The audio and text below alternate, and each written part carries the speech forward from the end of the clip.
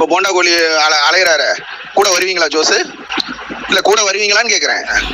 இன்னொரு 1 வருஷத்துக்கு போண்டா கோழி அலைச்சல் தான்.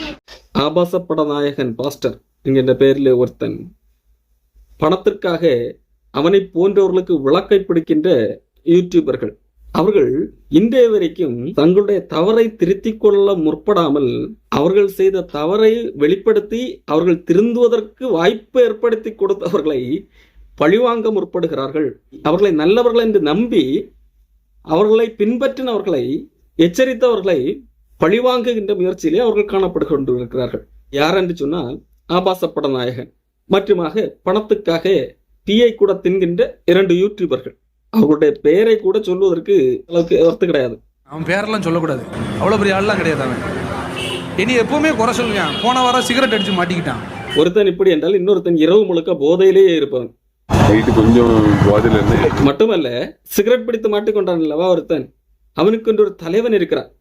ஏன்னா நஷ்டம் லாச்சம்பரா நஷ்டம் கம்பெனி என்று வைத்திருக்கிறான் போல.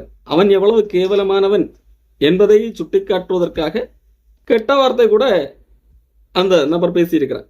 அவன்கிட்ட இருந்து இப்படிதான் எடுக்கணும், இங்க இப்படி விடவே மாட்டான். இவர்கள் பணத்திற்காக சிலரை மிரட்டி, நாங்கள் உங்களை வீடியோ போடுவோம், வீடியோ போடாமல் இருக்க வேண்டும் என்றால் பணம் கொடு என்று சொல்லி மிரட்டினதையும் மிரட்டி பணம் பெறுகிறதையும் இந்த ஆபாசப்பட நாயகன் இருக்கிறான் அல்லவா, அவனுக்கு ஏற்பட்ட அந்த கெட்ட பெயரை மாற்றி யூடியூபில் இருந்து அவனுடைய வீடியோக்களை எல்லாம் அழிப்பதற்காக நாங்கள் இருக்கிறோம், அதற்கான ஆலோசனை தருகிறோம், சட்ட உதவி செய்கிறோம் என்று சொல்லியும் நாங்கள் போட்ட வீடியோக்களை அழிக்கிறோம் என்று சொல்லி பணம் வாங்கின காரியங்கள் எல்லாம் நான் ஆதாரத்தோடு வெளியிட்டிருந்தேன். இரவு முழுக்க போதையில் இருக்கிறான் அல்லவா ஒருத்தன், அவன் மோகன் சி லாசரஸ், பால் தினகரன் போன்றவர்களுக்கு சொம்பு தூக்குவதற்கு காரணமே அவர்கள் அதிக அளவு பணம் கொடுக்கிறார்கள் என்கிறதும், ஜான் ஜப்ராஜை குறை கூறுவதற்காக மோகன் சி போன்ற ஆட்களிடத்திலிருந்து பணம் இவன் பெற்றுக் கொள்ளுகிறான் என்று சொல்லி அவனை வாக்குமூலம் கொடுத்திருந்தான். ஜான் ஜப்ராஜ் பேசினா பைசா வரும்னு சொல்லிங்களா? 2-3 சொல்லியிருக்கேன். நான் அகைன்ஸ்டா பேசும்போது நமக்கு காணிக்க வரும். இப்படி இந்த யூடியூபர்கள் பணத்திற்காக பீயை தின்ன சொன்னால் கூட தின்னுவார்கள், அந்த அளவுக்கு பணவெறி பிடித்தவர்கள் என்கிறதை அம்பலப்படுத்தினதன் விளைவு மக்களுக்கு இவர்கள் மீது இருந்த நம்பிக்கை போய்விட்டது. மோகன் சி லாசரஸ் அந்த சிகரெட் பிடிச்சுரத்தை மாட்டிக்கிட்டு அவனை சிறையில் அடைத்தார் அல்லவா. அவனை சிறையில் அடைப்பதற்கு காரணம் மோகன் சிலுடைய தவறுகளை அவன் எக்ஸ்போஸ் பண்ணதுனால இல்ல, இவன் கெட்ட வார்த்தை பேசி, அதை அசிங்கமான வார்த்தைகளை பேசி மோகன் சி லாசரஸ் மற்றும் அவர்களுக்கு கீழாக இருக்கின்ற வேலையாட்களை பணியாட்களை கெட்ட வார்த்தை பேசினதனால்தான் அவன் சிறையிலே தள்ளப்பட்டான். அப்படி இருந்தும் மோகன் சி போன்றவர்கள் மன்னிப்பை பிரசங்கம் பண்ணுகிறவர்கள் இப்படி செய்யலாமா என்கிறது குறித்து ஒரு கேள்வி எழுப்பியிருந்தோம். அப்போ அப்படி சிறையிலே சென்ற பின்பதாக கூட அவனுடைய பெயருக்கு பெரிய அளவு சேதம் ஏற்படவில்லை. ஆனால் இவன் பணத்திற்காக தீயை தின்கக்கூடிய காரியங்கள் எல்லாம் வெளிப்பட்ட போது அவனுடைய பெயர் அடி வாங்கினது. ஆகவே என்னை பழிவாங்க வேண்டும் என்று சொல்லி என்னிடத்துல நேரடியாகவே சொன்னான். ஜீரோல இருந்து வா, அப்பதான் வந்து என்ன ஆகும், மெதப்பல அலையறல, என்ன நீ போட்டு அசிங்கப்படுத்துறல, உன் சேனலை தூக்கி காட்டுறடா. அதன் அடிப்படையிலே என்னுடைய சேனலை முடக்குவதற்காக யூடியூப் இடத்துல பொய் புகார் அள்ளி அடித்தார். ஏகப்பட்ட பொய்கள் கூறியிருக்கிறார். அவனுடைய பர்சனல் போட்டோவை, அவனுடைய ஃபேமிலி போட்டோவை நான் பயன்படுத்தியதாக எல்லாம் கூறியிருக்கிறான். ஏண்டா, அவனுக்கு வியூஸ் குறைந்தது என்கிறதற்காக தன்னுடைய பொண்டாட்டியையே வீடியோவிலே இதுவரைக்கும் காட்டாதவன் காட்டினவன் தான் அந்த அயோக்கியன். இந்த பாருங்க மக்களே, இதான் என்ன பிடித்த சாத்தா.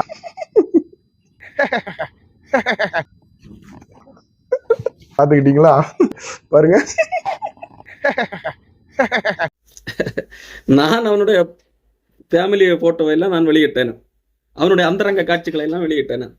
எப்படி யூடியூப் இடத்திலே போய் புகார் கூறியிருக்கிறார். இன்னொரு பக்கத்திலே அந்த இரவு நேரத்திலே ஃபுல்லா போதையாக இருப்பேன் என்று சொல்லி ஒருத்தன் சொன்னான் அல்லவா, அவன் என்ன செய்திருக்கிறான், போய் புகார் எடுத்திருக்கிறான். நான் நில மோசடி செய்தேன் என்கிறது போன்ற எல்லாம் புகார் எல்லாம் கொடுத்திருக்கிறான். என் மீது நில மோசடி வழக்கு பதிவு செய்வதாக எல்லாம் சொல்லி இருக்கிறான். சம்பந்தம் இல்லாம போய் புகார், அந்த புகார்கள் என்ன எதுவும் செய்து விடாது. ஆனால் இவர்களுக்கு எதிராக பல்வேறு ஆதாரங்கள் எனக்கு இருக்கிறது. எனக்கு இவர்களை போல இவர்களை புகார் கொடுத்து அடித்து ஒடித்து அதெல்லாம் என்ற நோக்கம் இல்லை. ஆகையால் நான் அமைதியாக இருக்கிறேன். என்னுடைய நோக்கம், இவர்களை நம்பி எந்த மக்களும் கெட்டு போய்விடக்கூடாது, இவர்களை பற்றிய உண்மை மக்களுக்கு தெரிய வேண்டும் என்கிறது மட்டும்தான். அடுத்ததாக போலீஸ் ஸ்டேஷன்ல போய் பொய் புகார் கொடுத்திருக்கிறார். யார் மீது? இந்த ஜஸ்வின் மீது. நம்ம சேனலையும் அப்படி முடக்க நினச்சாங்களான்னா கட்டாயம் நினச்சாங்க. ஆனால் அதெல்லாம் தாண்டி ஒரு படி மேலே போய் போலீஸ் ஸ்டேஷன் கம்ப்ளைண்ட் வர வைக்கிறது.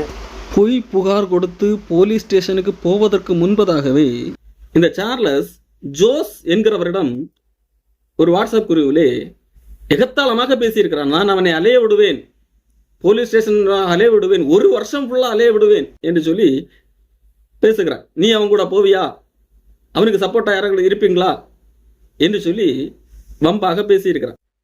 இப்ப போண்டா கோழி அலையிறாரு, கூட வருவீங்களா ஜோஸ்? இல்ல கூட வருவீங்களான்னு கேக்குறேன். இன்னொரு 1 வருஷத்துக்கு போண்டா கோழி அலைச்சல் தான். இவன் இப்படி பலரை மிரட்டிய ஆடியோக்கள் என்னிடத்திலே உள்ளது. ஏன் என்னுடைய குடும்பத்தாரை தொந்தரவு செய்யும்படியாக என்னுடைய அட்ரஸ் கேட்டு மிரட்டிய சேட்டிங் எல்லாம் உள்ளது. இவனை அழித்தொழிக்க வேண்டும் என்கிறதெல்லாம் என்னுடைய எண்ணம் அல்ல. என்னுடைய நோக்கம் அவன் திருந்த வேண்டும். ஆகவே மன்னித்து விடுகிறேன். ஆனால் இவன் என்ன செய்து கொண்டிருக்கிறான்? திருந்துவதற்கு பதிலாக தவறான வழிகளிலே பொய் புகார் கொடுத்து பழிவாங்க வேண்டும் என்று சொல்லி இருக்கிறான். பொய் இவன் கூறுகின்ற புகாரில் ஏதாவது உண்மைத்தன்மை இருந்தால் பரவாயில்லை, அத்தனையும் பொய் புகார். போலீஸ் ஸ்டேஷனில் போய் ஜஸ்வின் மீது பொய் புகார் கொடுத்திருக்கிறார். ஆனால் அங்கே உள்ள காவலர்கள் நேர்மையானவர்கள், ஆகவே அவர்கள் நீதியாக நடந்திருக்கிறார்கள். அந்த பொய் புகாரை ஏற்றுக்கொள்ளப்படவில்லை. அதைத் தொடர்ந்து இவன் அவருடைய ஜஸ்வின் அவர்களுடைய குடும்பத்தாருக்கு பல்வேறு விதமான குடைச்சலை தொந்தரவு கொடுத்திருக்கிறான். அவர்களுக்கு தெரிந்த நண்பர்களுக்கு பல்வேறு விதங்களிலே தாக்குதல்களை தொடுத்திருக்கிறான். பர்சனலாக பயங்கரமாக கார்னர் பண்ணுறது. நமக்கு யார் யாரெல்லாம் தெரியுமோ அவங்களுக்கு யாரையாவது தெரிஞ்சால் அவங்கள வச்சு அவங்கள கார்னர் பண்ணுறது, ஃபேமிலி மெம்பர்ஸை டிஸ்டர்ப் பண்ணுறது, பழைய காலேஜ் ஸ்கூல்லலாம் என்ன நடந்தது அதில் யார் அப்படின்னு அவங்கள பிடிச்சி அவங்கள டார்ச்சர் பண்ணுறது, இப்படி பல விதங்களில் நம்மளை கார்னர் பண்ணாங்க. என் மீது ஒரு பொய்யான அவதூறை பரப்ப முயற்சித்தான். அதற்கு நான் சரியான பதிலடி கொடுத்த போது அவனிடத்திலே பதில் இல்லை. தம்பி, நீ சென்னையில ஒரு பொண்ணு, நீ சென்னையில கொஞ்ச நாள் வேலை பார்த்தியா? நீ என்ன பண்ண, என்ன ஏது, அந்த பொண்ணோட பேரு வேண்டாம், உன்னை நான் பெரிய ஆளாக்க விரும்பல. தில்லு இருந்தா நான் எந்த இயர்ல சென்னையில வேலை பார்த்தேன்னு சொல்லிட்டு தில்லு இருந்தா நீ வீடியோ போடுறான். சேலஞ்ச் பண்றேன். ஏன்னா தப்பு பண்ணவங்களுக்கு தான்டா பயம் இருக்கு. ஒன்ன மாதிரி கழிச்சடுகளுக்கு தான் பயம் இருக்கு. நீ போடுற தைரியமான ஆளர் தான் போடு. இப்படித்தான் பொய் குற்றச்சாட்டு சாட்டி மிரட்டுகிறவர்களாக காணப்படுகிறார்கள். அடுத்ததாக அதே வழியை ரோஸ்டிங் கிறிஸ்டியன் ஜஸ்வின் அவர்கள் மீது இப்போது பிரயோகப்படுத்தியிருக்கிறார். ஒரு வீடியோவிலே அவதூறாக பேசியிருக்கிறான். ஆதாரம் கேட்டால் ஒன்றும் இல்லை. அது எப்பொழுது நடந்ததாக சொல்லுகிறான். ஏதோ ஒரு கல்லூரி படித்த போது 10-20 வருஷத்துக்கு முன்பதாக நடந்ததாக ஒரு காரியத்தை கதை விடுகிறார். ஒருவேளை உண்மையாகவே இருந்தாலும் அதை இப்படி சொல்வதனால் எந்த பிரயோஜனமும் இல்லை. இப்படி துன்மார்க்கமான காரியங்களில் ஈடுபட்டு கொண்டிருக்கிறார்கள். யூடியூப் இடத்திலே பொய் புகார், போலீஸ் ஸ்டேஷனிலே பொய் புகார், குடும்ப உறுப்பினர்கள் தெரிந்தவர்கள் யாராக இருந்தால் அவர்களை போய் அட்டாக் பண்ணுவது மட்டுமல்ல, யூடியூபிலே ஆதாரம் இல்லாமல் அவதூறான செய்தி பரப்புவது, இப்படிப்பட்ட காரியங்களை இவன் செய்து கொண்டிருக்கிறான். இந்த ஆபாச பாஸ்டர் போன்ற அப்போதவர்கள் இருக்கிறார்கள். தன்னுடைய சர்ச்சுக்கு வருகிற அந்த பெண்ணையே படுக்கைக்கு கூட்டிக் கொண்டு உல்லாசமாக இருந்து அதை வீடியோவாக எடுத்துக்கொள்ளுகிறவர் இருக்கிறான் அல்லவா? அவனை போன்றவர்களை ஆதரிப்பதற்காக இப்பொழுது ஒரு புது முறையை கை காண்டிருக்கிறான். அவர்கள் தவறு செய்திருக்கலாம், ஆனால் அன்றைக்கு இரவே அழுது ஆண்டவரிடத்தில் மன்னிப்பு கேட்டிருக்கலாம். ஆகையால் அவர்களை குற்றம் சொல்லக்கூடாது என்கின்ற ஒரு காரியத்தை சொல்லியிருக்கிறார். அடுத்தவனோட பழைய வாழ்க்கையை எடுத்து போட்டு அதை ட்ரோல் பண்றேன்ற பேர்ல அது அந்த ஒவ்வொரு மனுஷனும் உட்கார்ந்து அல்றான்னு வச்சீங்க. ஆண்டவராகிய இயேசு கிறிஸ்துவோட பிள்ளைகள் கண்ணில் இருந்து கண்ணீர் வருதுன்னா அவர் சும்மா இருப்பாரா? தவறு செய்து விட்டார்கள், மன்னிப்பு கேட்டு திருந்தி விட்டார்கள் என்று சொல்லி இவன் சொல்லுகிறான் அல்லவா? அதனால் அவர்கள் திருந்தி விட்டார்களா? உண்மையிலேயே திருந்துகிற ஒருவன் தான் ஏற்கனவே செய்த தவறுகளை திருத்திக் கொள்வான். மாறாக அந்த தவறுகளை அம்பலப்படுத்தினவர்களை, இவன் செய்தது தவறு என்று சொல்லி அம்பலப்படுத்தினவர்களை பழிவாங்க மாட்டான். உண்மையிலேயே அந்த ஆபாசப்பட நாயகன் பாஸ்டர் அந்த ஆபாசத்தில் ஈடுபட்டான் அல்லவா? அவனுடைய தவறு அம்பலப்படுத்தாவிட்டால் இன்றைக்கு வரைக்கும் அதே பெண்ணோடு அவ்வப்போது உடலில் ஈடுபட்டு கொண்டு தான் இருந்திருப்பான். மட்டுமல்ல, வேறு பல பெண்களோடு அப்படி இருந்திருக்க வாய்ப்பு உண்டு. யூடியூபர்கள் இருக்க பணத்துக்காக பிஐ தின்கின்ற யூடியூபர்கள் இருக்கிறார்கள் அல்லவா? இவர்களை குறித்து நான் அம்பலப்படுத்தாவிட்டால் இன்றைக்கு வரைக்கும் பலரை மிரட்டி, நான் உங்களை குறித்து வீடியோ போடுவேன், உங்களை குறித்து ஒரு ஆதாரம் இருக்கிறது என்று சொல்லி மிரட்டி பணம் வாங்கி கொண்டுதான் இருந்திருப்பான். அதே தவறிலே தான் ஈடுபட்டு இருந்திருப்பான். அப்போ அவர்களுடைய தவறு அம்பலப்பட்டதால் தான் அவர்களுடைய அந்த செயல்களுக்கு ஒரு முற்றுப்புள்ளி வைக்கப்பட்டது. அப்போ முற்றுப்புள்ளி வைக்கப்பட்டதால் என்ன செய்திருக்க வேண்டும்? திருந்தி இருக்க வேண்டும். ஐயோ, இப்போது எனக்கு திருந்துவதற்கு ஒரு வாய்ப்பு கிடைத்தது, என்னுடைய பண ஆசையை ஒருத்தன் சுட்டி காட்டுவதனால் என்னுடைய தவறு அம்பலப்பட்டு விட்டது, நான் இப்பொழுதாக திருந்த வேண்டும் என்று நினைத்திருக்க வேண்டும். நான் உபச்சாரம் செய்தேன், சர்ச்சுக்கு வருகிற பெண்ணோடு கூட உபச்சாரம் செய்தேன், அது இப்பொழுது அம்பலப்பட்டு விட்டது, நான் இப்பொழுதாக திருந்த வேண்டும் என்று சொல்லி முற்பட வேண்டும். ஆனால் இவர்கள் என்ன செய்கிறார்கள்? இருந்த மனமில்லாமல் தங்களுடைய தவறுகளை சுட்டிக்காட்டினவர்களை பழிவாங்க வேண்டும் என்று நினைக்கிறார்கள். மாறாக இவர்கள் என்ன சொல்லுகிறார்கள்? அவர்கள் கடவுளிடத்திலே கண்ணீர் விட்டு மனம் திரும்பி இருக்கிறார்கள். கடவுளிடத்திலே கண்ணீர் விட்டு உண்மையிலே மனம் திரும்பி இருந்தால் தங்களுடைய தவறுகளை சுட்டிக்காட்டினவர்களை பழிவாங்க வேண்டும் என்று நினைத்திருக்க மாட்டார்கள். நாத்தான் தாவீதுடைய தவறை சுட்டிக்காட்டினான், தாவீது கண்ணீர் விட்டு மனம் திரும்பினான். அப்படி மனம் திரும்பினது உண்மை. அப்படி மனம் திரும்பினது அவன் என்ன செய்யவில்லை? என்னுடைய தவறுகளை அம்பலப்படுத்தி விட்டான் என்று சொல்லி பழிவாங்கவில்லை நாத்தானே. அப்போ தன்னுடைய தவறுகள் அம்பலப்பட்டு விட்டதே என்று சொல்லி பழிவாங்குகிறவன் இன்னும் மனம் திரும்பவில்லை என்று அர்த்தம்.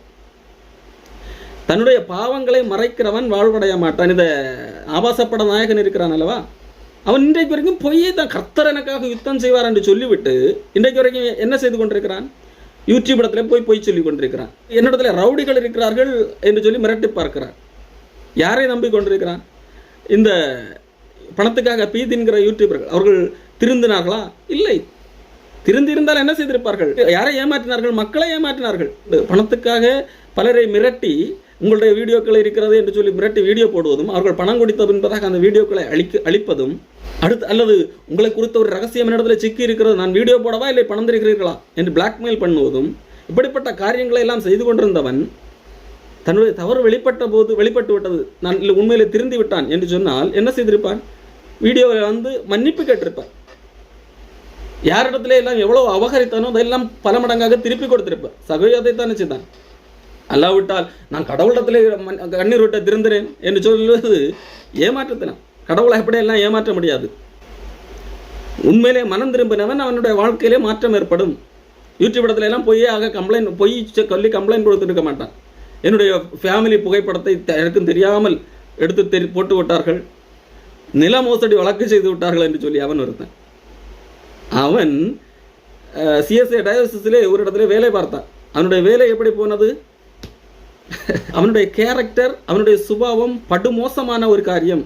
பணத்திற்காக கள்ள ஊழியக்காரர்களை நல்லவர்கள் என்று சொல்லி ப்ரமோட் பண்ணக்கூடியவன். அவன் என்னை குறித்து கம்ப்ளைண்ட் சொல்லியிருக்கான், நான் அவனிடத்துல நில மோசடி செய்தேன் என்று சொல்லி. என்னடா என்ன ஏதாயிலும் சொல்ல வேண்டியதா? இதை ஏன் சொல்லுகிறேன் என்று சொன்னால், அப்படிப்பட்டவர்களை பின்பற்றுகிறவர்களுடைய எண்ணிக்கை குறைந்து விட்டது. ஆனாலும் இன்றைக்கும் 1-2 பேராகலும் அவர்களை பின்பற்றி கொண்டிருக்கலாம். அவர்கள் தங்களை திருந்தினது போல ஒரு தோற்றத்தை ஏற்படுத்தலாம். நான் இனிமேல் பைபிள் படித்துதான் வீடியோ போடுவேன் என்று சொல்லியெல்லாம் ஏமாற்றலாம். ஆனால் அவர்கள் உள்ளம் கேடுபாடானது. சாத்தான் கூட பைபிள் படிப்பார். இயேசு கிறிஸ்துவிடத்திலே சாத்தான் பைபிள் வசனத்தை படித்து காமிக்கிறார்.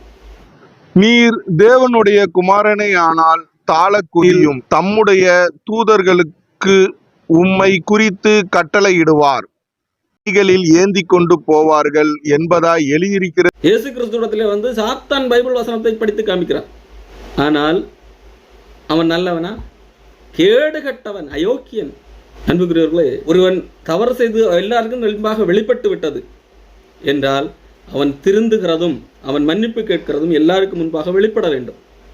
அதை விட்டுவிட்டு உள்ளுக்குள்ளாக மற்றவர்களை அழிக்கின்ற வேலையை செய்துவிட்டு அவன் இரவு நேரத்தில் கடவுளிடத்திலே மன்னிப்பு கேட்டு திருந்தி இருப்பான். ஆகையால் அவர்கள் செய்கிற தவறுகளை எல்லாம் சொல்லக்கூடாது என்று சொல்வது அயோக்கியத்தனத்தின் உச்சம். மக்கள் தயவு செய்து எச்சரிக்கையாக இருங்கள்.